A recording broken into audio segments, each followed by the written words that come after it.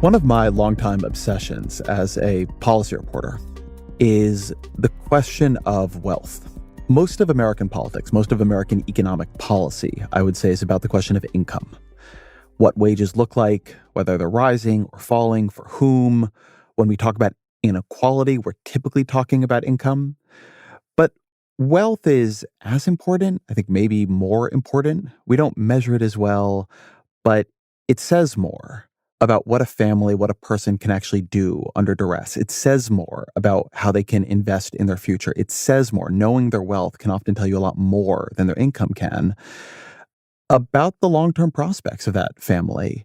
And wealth has this other quality, again, different than income, which is it is where the past compounds into the present, where injustices of the past compound into the present, where the benefits of the past, privileges of the past compound into the present. Wealth is where the long story of a family or a country makes a reality of the moment. And for that reason, it's uncomfortable. Wealth is uncomfortable because what does it mean to inherit? What does it mean to ask people to pay up for the sins of those who came before them? But on the other hand, much more so than income, if you don't do anything about wealth, it just compounds and the inequalities of a society go greater and become more present every single day. So for all those reasons, I've long been interested in policies that would do something about the wealth gaps we have. Often what we do is we make policy to make wealth inequality worse. In the time I've covered politics, we've made the estate tax a lot looser. We've made the thresholds beneath which it doesn't apply much higher. You can pass down millions of dollars before you get taxed now. We also have just a ton of tax policy meant to help people build wealth, which is great. We help people buy homes and we help people go to college and we help people do all these good things. The problem is you can only get that policy if you have some wealth to put into these advantaged accounts in the first place. What we don't have a lot of is policy that helps people who don't have wealth build it. And so I've been very intrigued by this idea that the economist Darrick Hamilton and others have put forward called baby bonds, which would be this proposal to simply give people wealth, everybody. Now, not everybody would get the same amount. You get a lot more if you were poor than if you were rich. If you did not have wealth as a family than if you did. You would not be able to use it for anything. It's circumscribed. It's a wealth building policy, not just a policy to help people spend. But more so than anything else out there, it has this potential to all in one swoop really shift the wealth distribution of the country, really make sure that everybody has a chance to enjoy the benefits of wealth, as opposed to that being something that is reserved for those who got it from generations before them, but that those who did not have that luck simply are left without. Darrick Hamilton is a professor of economics and urban policy at the New School. He served on the Biden-Sanders Unity Task Force and was an advisor to Bernie Sanders. His ideas have been picked up into lots of pieces of federal legislation, and baby bonds in particular has been introduced by Cory Booker and Ayanna Pressley in Congress, not in its exact form of his, but in a pretty close one. So this is a policy actively under consideration. It is something you can imagine passing at some point in the future if it were something Democrats prioritized, if it were something that they wanted to make the thing they did if they got power again. So should they? That's what I wanted to talk to Hamilton about. As always, my email, ezrakleinshow@nytimes.com.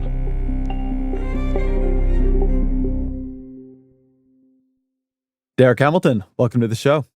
Thank you, Ezra. Pleasure to be on with you. We talk a lot in American politics about income, about wages.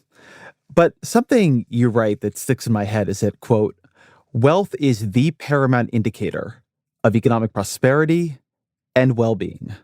Why? I mean, think about what you can do with wealth that you can't do with income. If you have a child that's about to enter college, chances are your income's not going to be able to afford you the choice to send that child to any school that they could actually get into. Some schools just simply might be too expensive. If you're faced with a legal challenge and you want to hire a high-priced attorney, the cost will be such that you will have to use some wealth and income probably couldn't afford you that attorney. I mean, we can think of other things as well. So even aside from economic security, if you want to do things with your life, Suppose I realize that my passion isn't to be a professor, but I really have this innovative idea and I want to bring it to market. Well, if I have capital, I'm better positioned to bring that idea to market.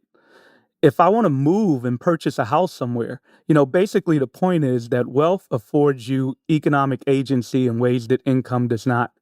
Income is largely used to pay your expenses that happen on a periodic basis, whereas wealth gives you the ability to withstand shocks and the ability to make investments.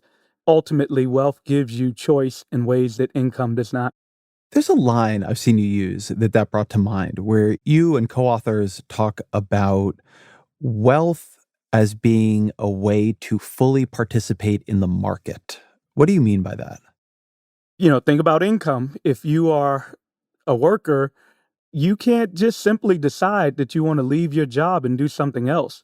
But if you have wealth, if you have a stock of assets, it gives you the freedom, the choice to really negotiate with whatever it is you bring to market, be it your labor or your innovation or some ideas. So wealth with that stock, that provides you really agency to make choices. So I think people, particularly who listen to this podcast, are probably somewhat familiar with looking at the American economy through the lens of income and inequality. What changes either in the data or in the distribution when you begin to look at it through the lens of wealth inequality? Wealth is so concentrated in the United States. Very few people own a great deal of the wealth. And of course, if we look at race, that becomes even more dramatic. So if we compare inequality in the domains of income versus wealth, essentially there is no comparison. We can cite statistics, but the gist of it is very few people own most of the nation's wealth. Well, let me cite some.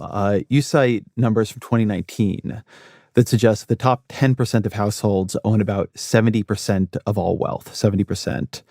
And so that's twice the net worth of the bottom 90% of households combined.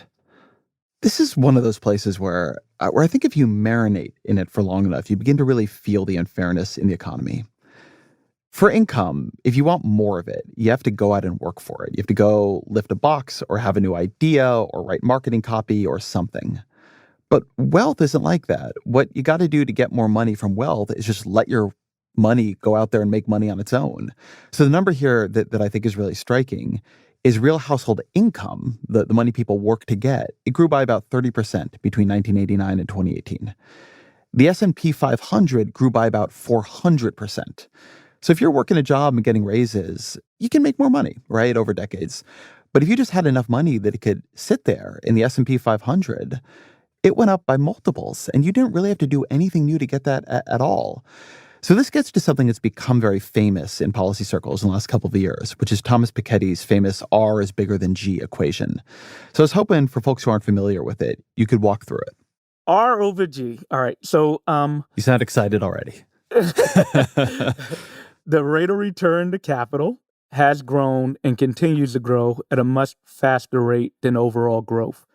And that is how society has been structured. And if you don't have interventions from an entity like the government sector to allow for some redistribution, oftentimes due to tax code, then you end up in a perpetual cycle where those that have the benefit of capital continue to grow their capital. And then here's the other point. That growth rate in capital certainly can transform political situations to benefit capital in the first place. So in other words, it's not just economic growth that becomes compounded. The power associated with that increased wealth translate into ability to influence the political structure and system so as to have a feedback to grow your wealth even more. Yeah, I was going to get into this later, but maybe we should get into it now, which is that I think it can be easy to hear this conversation about wealth and markets and think of this as a automatic process of capitalism. But even putting aside the way we structure markets, there is a huge amount of tax policy. I think the estimate I saw in one of your papers was over $700 billion a year that is designed to wealth build. And on the one hand, that policy is facially neutral. It's there for, in theory, anybody, but you need to have wealth to use it. So do you want to talk a bit about what the tax code is doing here and the way we are manipulating, increasing, and advantaging wealth in the tax code? Yeah, the extent to which our tax code incentivizes wealth and capital growth, it centers on existing wealth and capital growth. Now, it need not be that way. We could use the tax code in a way to promote new wealth.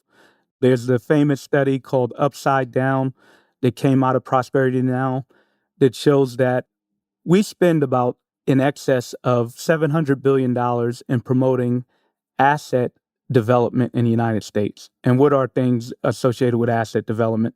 The different ways in which we tax capital gains versus wages, the different ways in which we treat homeowners versus renters. So you're able to deduct the interest payments on your mortgage from your taxes, whereas a renter doesn't have that access. So we may even think as a society that's a good thing. You know, wealth is good for society. But the problem is to whom that tax code benefits. So the more accurate estimate of 700 plus billion dollars, about a third of that will go to people earning over $1 million. The bottom 60% of earners will receive about 5% of that distribution. So one could reimagine a tax code that spends similar amounts of money, but does it in a more distributionally fair way. Because as we've been talking, a lot of that is associated with having existing capital in the first place. So the government is strategically directing public resources in a way to promote even greater growth of those that have wealth to begin with. And I want to get at one of the dynamics in this because a lot of this is very well meaning. So there's a great statistic in one of your papers about how fewer than 3% of Americans have what are called 529s or Coverdell accounts, which are these tax advantaged accounts to save for education. And it's great, right? You know, helping people put money away for kids' college in a tax-free way, helping them build for the future. I mean, you don't have to be running any kind of scheme to make America unequal to think that would be great. But most people don't have them because most people can't save that much money in them. And so I think we're used to thinking about tax policy as being unequal when it's sort of designed unequally. But you can have a policy or accounts that are totally neutral. Anybody can take advantage of them. But if you don't have money to put into them, you can't. And so, in effect, they become a way that people who are pretty wealthy can keep a lot of money tax free. That if you are not that wealthy, you don't have access to anything like that. Yeah, I mean, fundamentally, wealth begets more wealth. And if we have a society that uses the tax code to privilege existing wealth, that only enhances that framework, that equation. But again, if we could reimagine the tax code, there's nothing wrong with promoting wealth for the American people. The problem is how we do it and to whom it's distributed.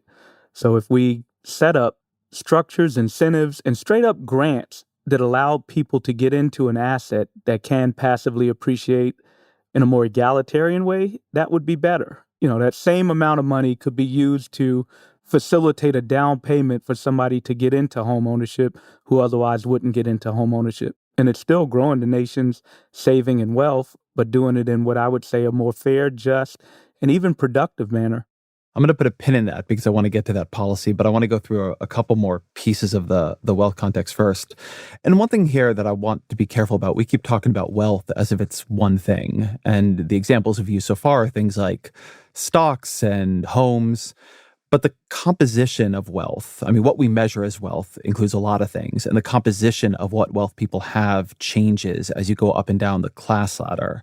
So could you talk a bit about the different types of wealth and how the wealth that people, in the working class have, if they have it, tends to be pretty different than people in the richer segments of society? That's right. I mean, if we get into issues of diversified portfolios, we know that it's better to not have all your eggs in one basket, but one needs to realize that if you have a little egg to begin with, it's hard to spread it amongst many baskets. So in the American case, the asset that most people start out with, and again, it's for those individuals that are able to get into substantive ways to generate wealth and assets, it's often a home. As such, the composition of their wealth is often primarily in a home, in a large percentage way. But as you grow your wealth, you're able to use that additional wealth to diversify your financial portfolio. Then you start to get into things like stock ownership and potentially even business ownership. And that gets at something I think important here, which is, at the beginning, you gave the example of wanting to start a business or sending a kid to an expensive school or maybe needing to get a lawyer. If you've got a bunch of stocks sitting around and your wealth is in stocks and you need to sell some of them to do that, so be it. If your wealth is in your home, it's not that that isn't real. You can sell your home. But there's a lot that comes along with selling your home, from having to move to another home to it maybe being a very emotionally important part of your life and the place where your kids grew up. I mean, there is a difference, I think, between having your wealth tied up in the place you live and having it, invested in a hedge fund. If we look at financial wealth as the sole category, these disparities that we started out describing in the beginning, they grow even wider, which is your point. We also think about the benefits of a home. You really need a residence, someplace to actually live, and also the attachment that comes along with social ties. But we offer various other amenities with your home as well, such as a school. The quality of your school is attached to the neighborhood that you live in. Those that can afford affluent neighborhoods and a home to match often are in better school districts so that their kids even end up with a better hand when they become an adult and begin the process of wealth building.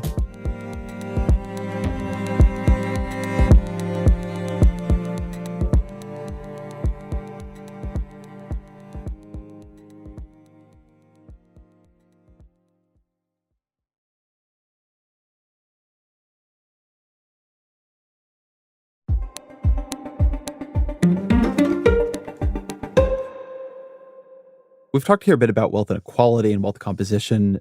Tell me about the black-white wealth gap. Now that's dramatic. The black-white wealth gap is such that the typical Black household throughout American history has rarely had more than a dime for every dollar as the typical white household. Not just wealth as an outcome, but its functional role, what it can do for you. So we end up in locked in inequality. And what makes it more pernicious is that locked in inequality is often defined by the race that you're born into. And so this is probably a point to ask, are we talking here about means or medians? And how are those two measures different? And was looking at one of them get you that looking at the other one misses and vice versa? If we were to look at mean, the differences we're citing are even more dramatic. If we were to look at the mean wealth difference, Black people as a group own about 3% of the nation's wealth. Black people make up well over 12% of the nation's population, but own about 3% of the wealth. I think a fair number is to use the median if we're thinking about differences across race, because then you want to look at what's typical about a Black experience versus a white experience. But if we look at the mean is more dramatic because America has a wealth inequality, period. So we have a problem with a concentration of wealth regardless of race, but it becomes more pernicious when we look at race. We have a small few that own an enormous amount of our nation's wealth, and that small few is overwhelmingly white. So we can have racial justice where we would have a more fair distribution of wealth, and that would be great, but that still wouldn't achieve economic justice. So in the dimensions of wealth, we need to be concerned with both economic and racial justice. Just imagine as a thought experiment, we passed a policy that, really solved or deeply narrowed, and we'll talk about a policy like this, the median wealth gap, right? So the typical Black household, the typical white household, now they look pretty similar or much more similar at least from wealth, but does nothing really on the mean wealth gap because, your Bill Gateses and your Elon Musks and so on, right? They're unaffected by this policy. And so on the one hand, you have really dramatically changed the wealth gap on one measure and barely changed it on another. What have we solved in that world and what haven't we solved? We haven't solved economic justice. Now we've redressed racial justice, which again would be no small feat. And if I were to flip your framing slightly, Ezra, and say, We could close the mean racial wealth gap hypothetically by creating simply a class of black billionaires so that the mean distribution across race was equal. But that would still leave large racial disparities between the typical experience. In other words, a handful of black billionaires would not solve our problem, but could at least in theory close the racial wealth gap. I'll add one other thing to make the point crystal clear. The mean wealth of a white family in America is close to $1 million. We know that the typical experience of a white family is not a millionaire experience, but that's because of that high concentration of wealth that drags the distribution in a skewed way towards $1 million. The more typical experience of a white household is in the hundreds of thousand range. I believe it's closer to $200,000. So if we were to use the mean and not the median, we would not exactly be using the accurate pinpoint to understand the typical experience between a black and white household. One of the reasons I think the black-white wealth gap is unusually important to focus on as a question of racial justice is that it's where the story of our past compounds into our present. And you've done a lot of work on both the shape of it now, but the causes of it. So how do you understand how America ended up with a wealth gap like we have? Many of us are well familiar with our history, and we know that America has had a sordid history in its treatment of black people, beginning with slavery. And, it's been characterized as the original sin of America, where you had people literally living in bondage and serving as capital assets for a white landowning plantation class. We also know, and we led this conversation up with how wealth is generated. It's generated mostly passive. We know that it's intergenerational, that households that have children are able to bequest to their children a capital foundation that allows them to not only have wealth, but grow their wealth. So we understand how wealth is created, and we understand the history of America is such that black people started out in bondage. And then another pivotal point that should be made is that a white asset-based middle class didn't simply emerge. It was public policy. Policies like the Homestead Act, policies like the GI Bill, establishments like fair housing authorities that facilitated long-term mortgages at very low interest rates, that provided the capital and the structure so that white families can get into things like a home.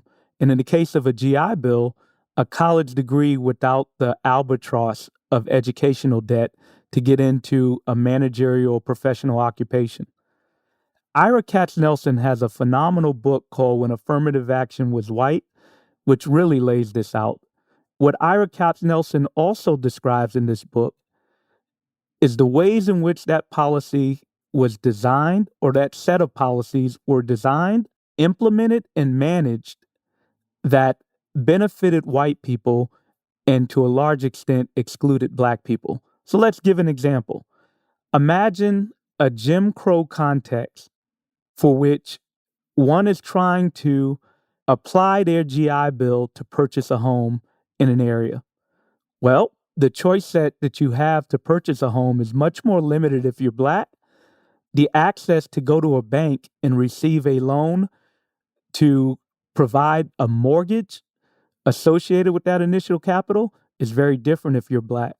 I think the estimate that Ira Katznelson offers when we think simply about higher education and not even home ownership, that the GI Bill provided enough capital for Americans to rival that we spent on the Marshall Plan that played a large part in rebuilding Europe. So this surge of government resources enabled a population and also enabled institutions that benefited white people at the exclusion of black people. When black people were able to accumulate assets, when they were able to overcome circumstances and actually accumulate wealth, it never received the political codification to be immune from malfeasance, terror, threats, and outright thefts, the ways that white people property ownership was afforded. A big example would be Tulsa, Oklahoma, when we had the race massacre in which a community that was at least working to middle class was decimated overnight.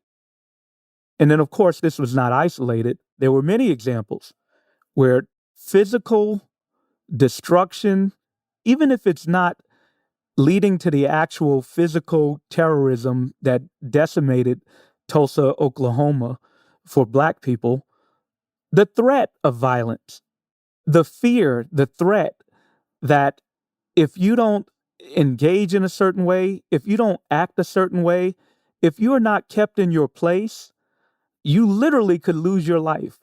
That has impacts on a community, on a population's ability to generate wealth. So this is our sordid history.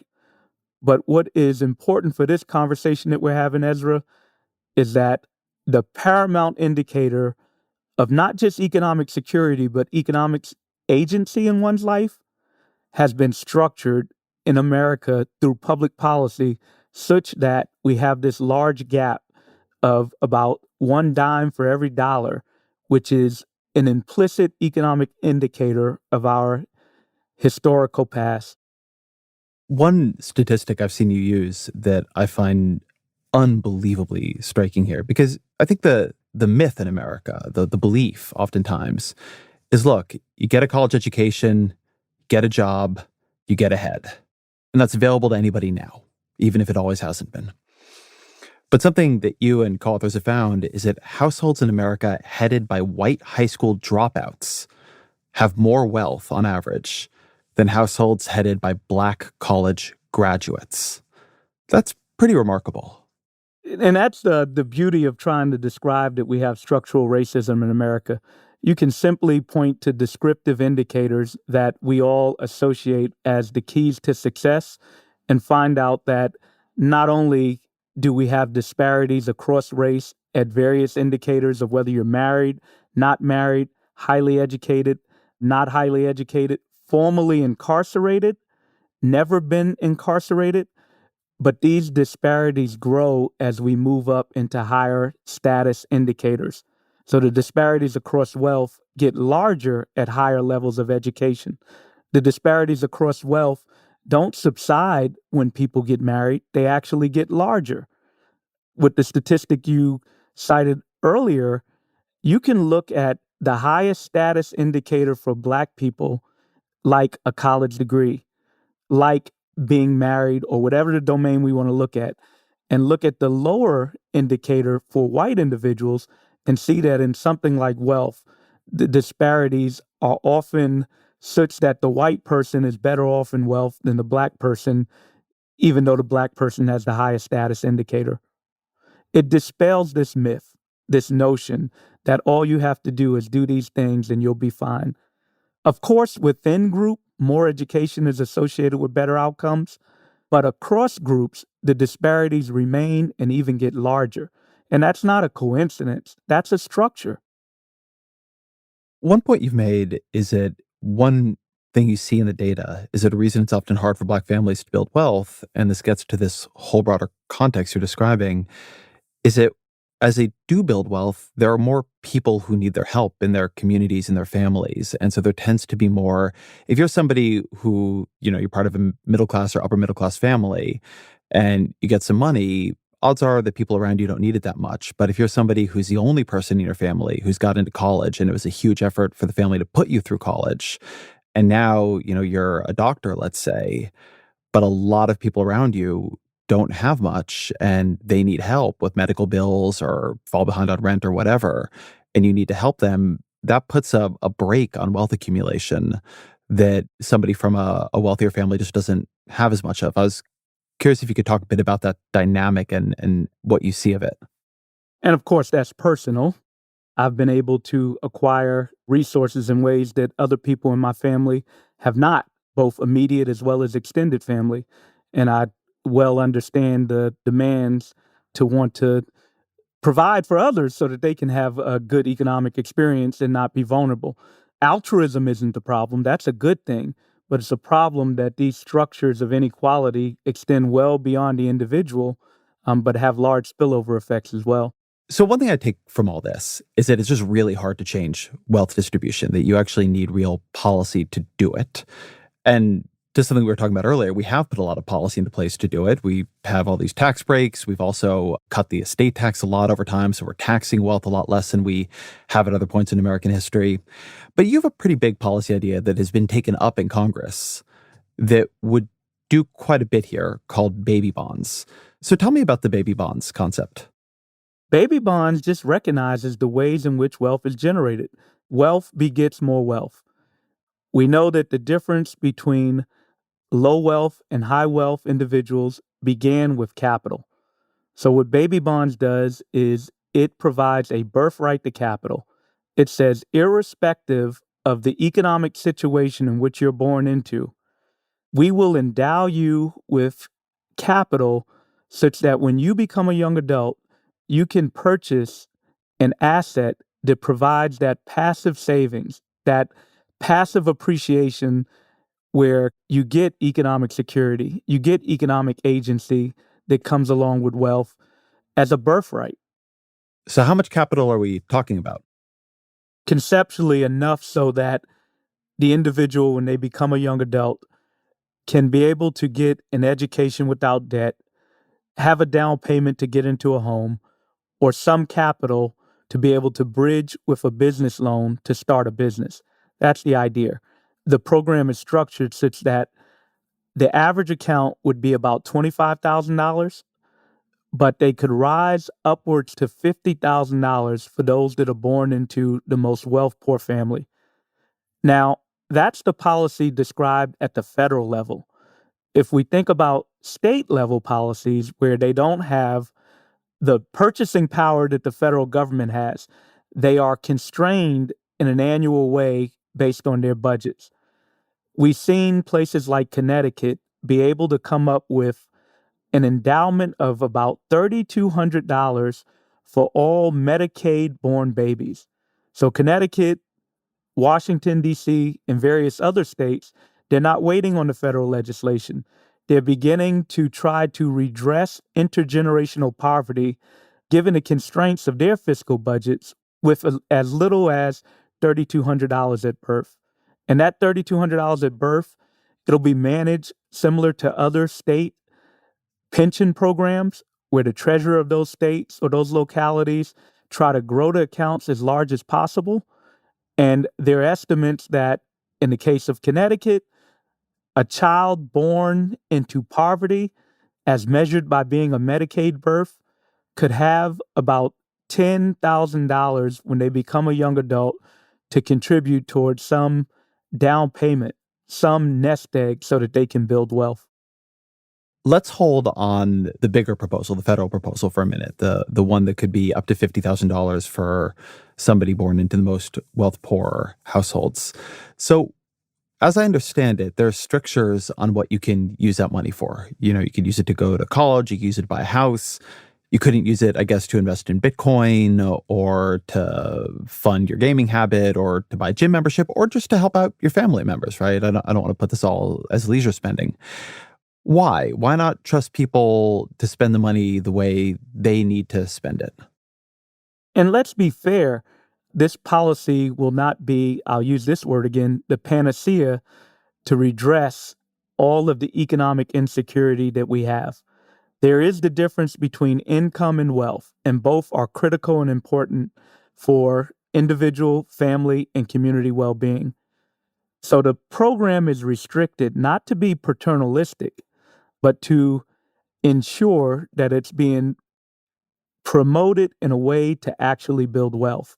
We gave the example of being born into families that are not so affluent, thereby might very well require needs on individuals that are able to attain social mobility. You know, if you would have offered me a baby bond when I was a young adult, when I was coming into the working age of my life, graduating from college, graduating from school, it's likely I would have had a relative who could have used that money in order to avoid some really detrimental circumstance, like being evicted, like being able to pay a light bill, like being able to address some of their immediate income needs. Now, those things are critical and important, and I would have been happy to be able to make those contributions if I had the money. However, it wouldn't have grown my wealth. So I think we need to restrict the accounts, not because we don't trust people to make astute decisions for themselves, because we need public policies that are really aimed at the attribute for which we want to address. That's the whole purpose of why you might want to restrict it.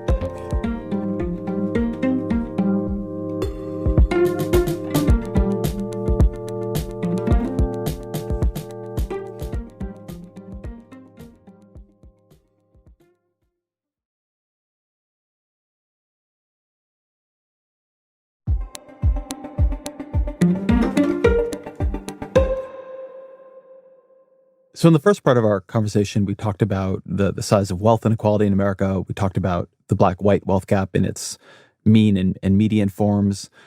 Some analyses have been run on this idea. What would this do for those? Which gaps would it close and which gaps would it not? Naomi Zodi, she has this great simulation study that projects the impact of baby bonds on the black-white wealth gap. And she calculates that for recipients of the account, the young adults that would actually receive the account, it would cut the racial wealth gap in half by 50%. And that's one generation. Imagine what it can do for subsequent generations. It can trend us towards closing the racial wealth gap. And, we've been focusing on race, but there's a lot of wealth poor white individuals in this country as well. And they absolutely would benefit. So to me, this would be a program that is an automatic stabilizer in the sense that not just for the immediate recipient generation, but future generations as well. And to the extent that capital grows and generates inequality in America, we have a policy that in perpetuity trends us towards a society that affords people, regardless of the income that they're born with, the race in which they're born, to have access to something as critical as capital so that they can actually have an opportunity to build wealth. So the numbers we're talking about here for the poorest families are pretty big, $50,000. And I think it is reasonable for somebody to hear that and say, yeah, it would be nice, but there's no way we can afford to functionally have, I like to think of this as a universal basic wealth program. What would the cost of it be? And how could it be paid for? So, I got two lines of critique. One is the universal basic wealth aspect. It's universal in the sense that everybody would have access to wealth. It would not be basic in the sense that everybody wouldn't get the same level of wealth as an endowment. But the main question that you raised, and we should address it, the cost of the program would be $100 billion in total. $100 billion seems like a big number.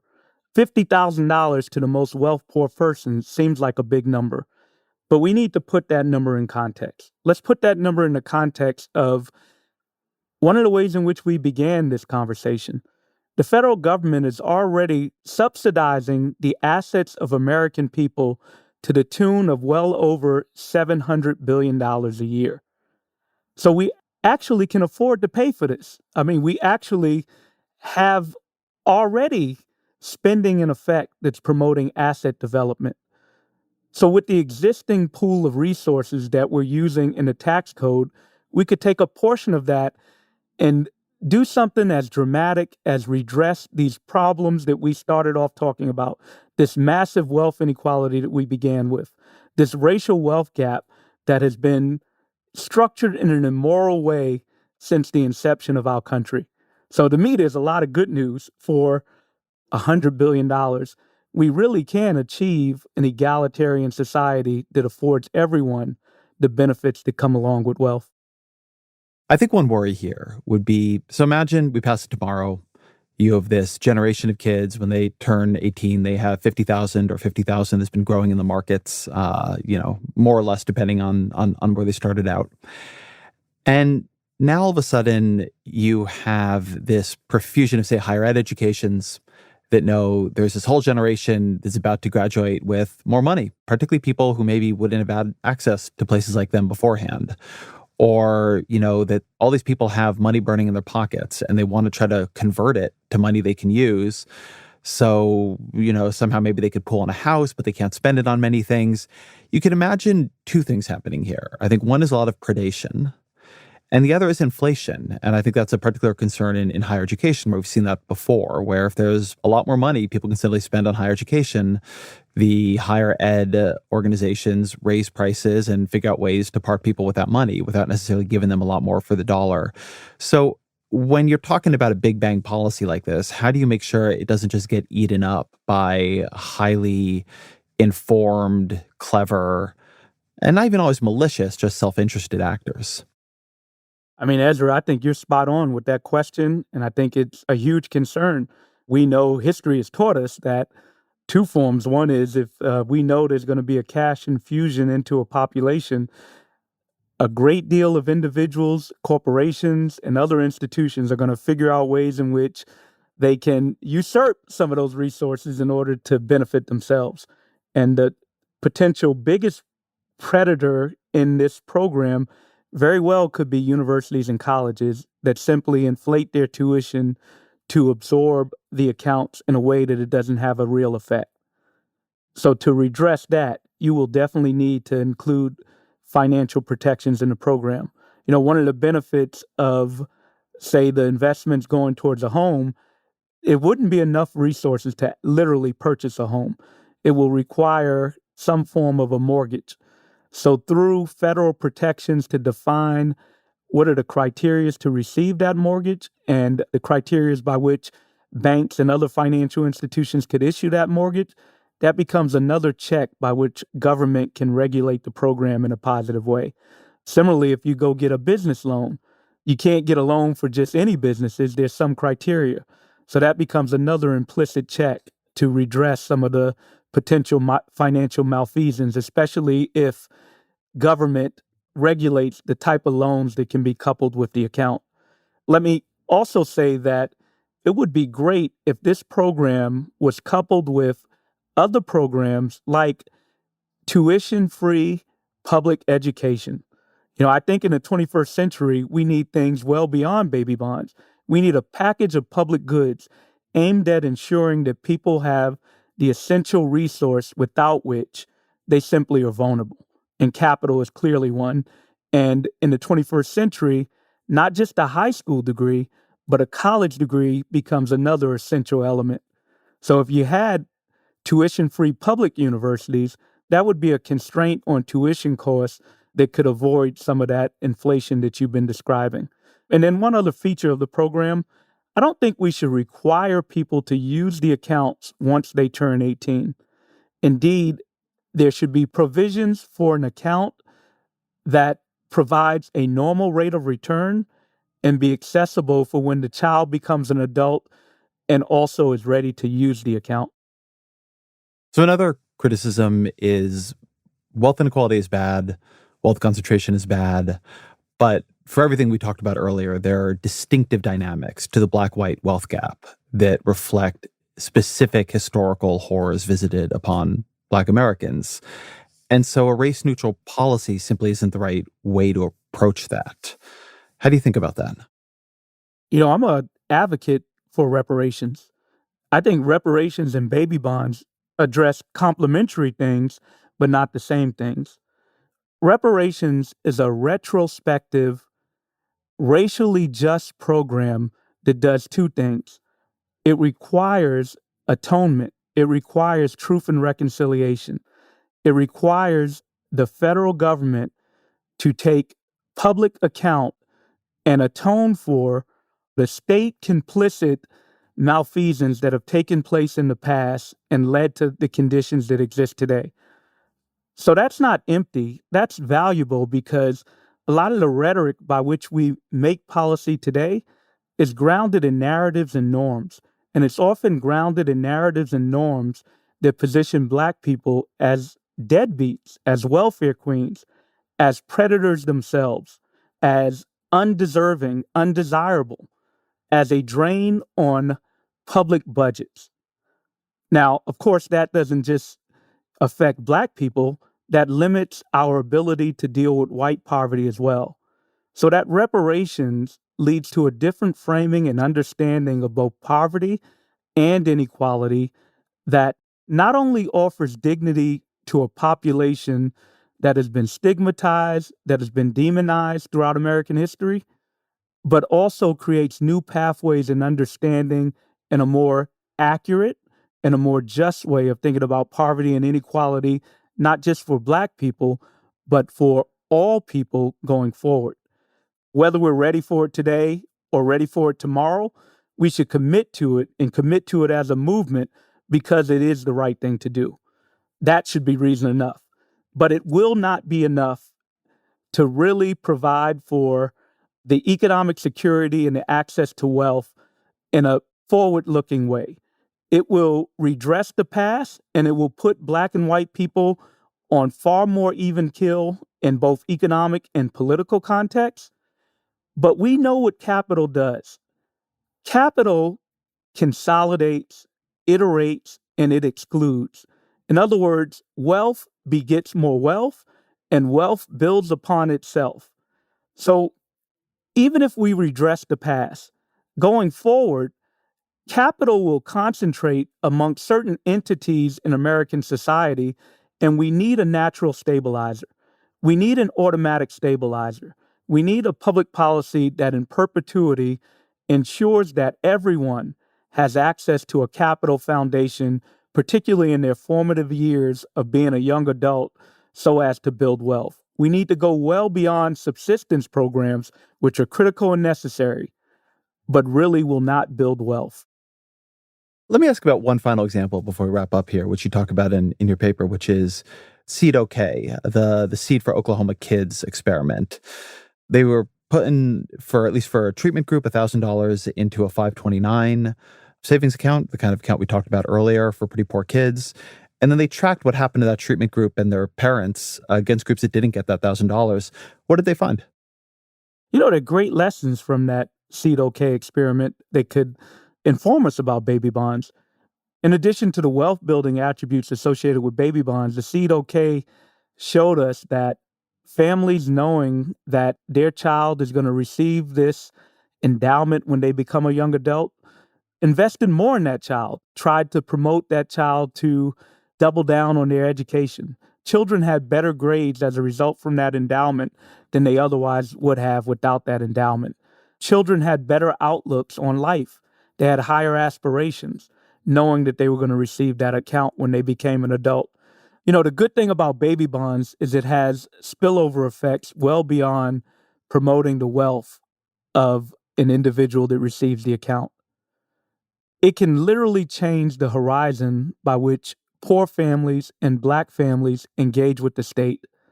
These are groups that are often engaged in punitive ways with the state, where the state is imposing a fine, where the state is saying you can and can't do this. If the state were to offer an endowment, I think it will promote civic engagement. I think that Black families, poor families, and other marginalized families will see the state in a different light, and it will lead to more civic engagement, which will benefit us all as a society. It will also change the horizon of that child with regards to things like education. If you're going to receive an endowment, you very well might be incentivized to invest in attributes like schooling such that you'll benefit to a greater extent from that endowment when you become a young adult. In addition to changing the horizon by which a family thinks of the state so as to promote civic engagement, it also can create more touch points in a positive way by which the state can engage with families in a productive way. I suspect that prenatal care will become greater utilized amongst low income families as a result of baby bonds. If an expectant mother understands that this account is being established, well, it creates an opportunity where we literally could send out literature promoting these are the types of steps that you should pursue in order to have a healthy child, which could promote more healthy children and greater lifestyles going forward. But it need not end at prenatal care. Just like Social Security, where we get estimates of our Social Security accounts periodically, and it provides a point in which the state can send literature and information to households, we can use the point of baby bonds to have positive interface of the state and the population so as to promote more healthy living for the recipients and our society at large. I think that's a great place to end. So as our final question, what are 3 books you'd recommend to the audience?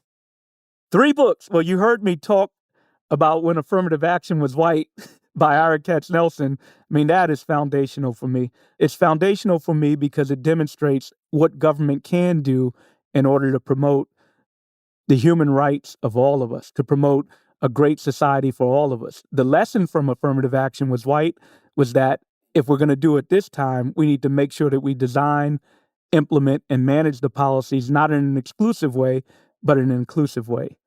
The second book, which is foundational for me, is Racial Conflict and Economic Development by Arthur Lewis. Anybody trying to understand the intersections of politics, economics, and identity group stratification or racial disparity, I highly recommend that you read that book. And then finally, a book that I've read more recently by Natalie Diaz, who is an indigenous poet. The book is called Post-Colonial Love Poems. Natalie has this incredible way of presenting social theory in prose in ways that link people to the environment.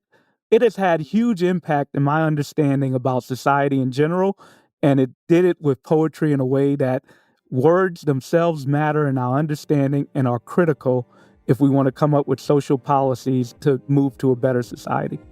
Darrick Hamilton, thank you very much. Ezra, I appreciate you so much. Love your podcast. Thank you.